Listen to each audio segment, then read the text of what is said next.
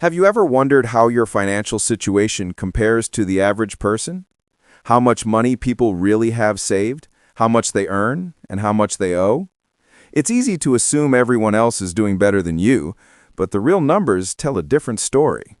Today, we're going to look at the actual financial statistics of the average person, and some of them might shock you. My name is Chris, and I help teach people about money, personal finance, and investing. If you're serious about improving your financial life, make sure to subscribe to the channel and hit the like button. It really helps support videos like this.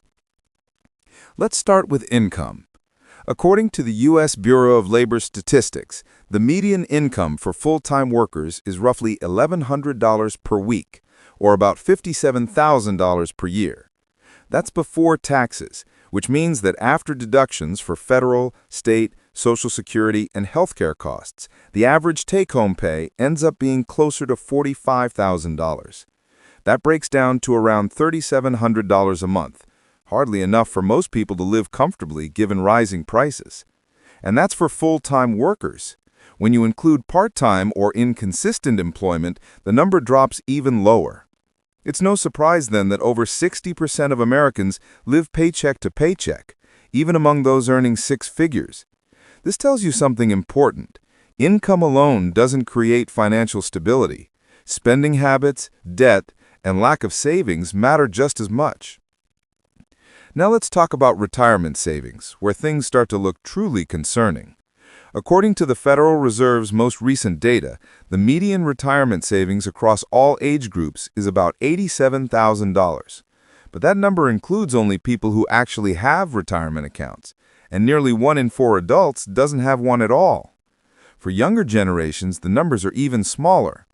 Ages 25 to 34 have a median of just $12,000 saved. Ages 35 to 44, about $60,000. Even those nearing retirement, ages 55 to 64, have a median of around $164,000. If you applied the 4% safe withdrawal rule to that, you'd get just $6,500 a year in retirement income.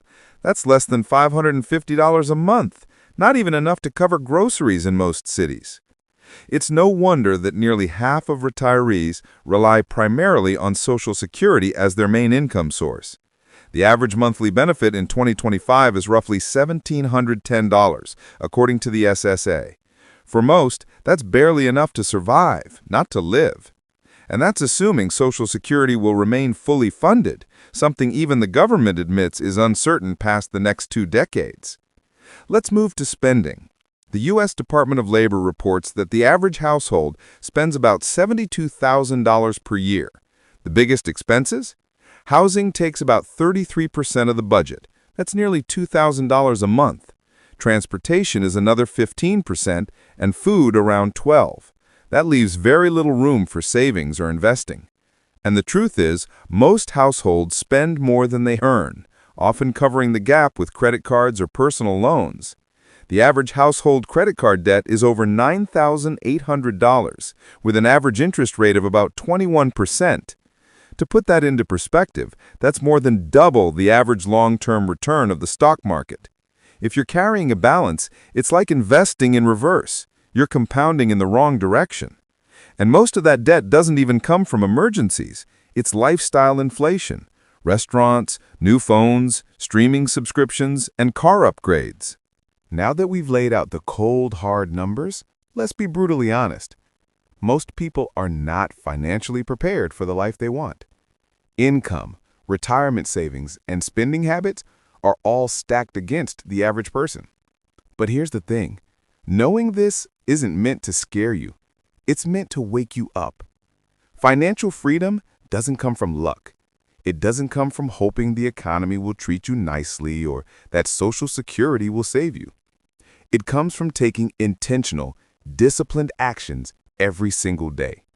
It comes from knowing exactly where your money is going, where it should be going, and what investments are working for you instead of against you. Here's the reality most people ignore. The numbers don't lie, and they don't wait for anyone. The average person might be living paycheck to paycheck, struggling with debt, and unprepared for retirement. But you don't have to. You have the chance to be the exception.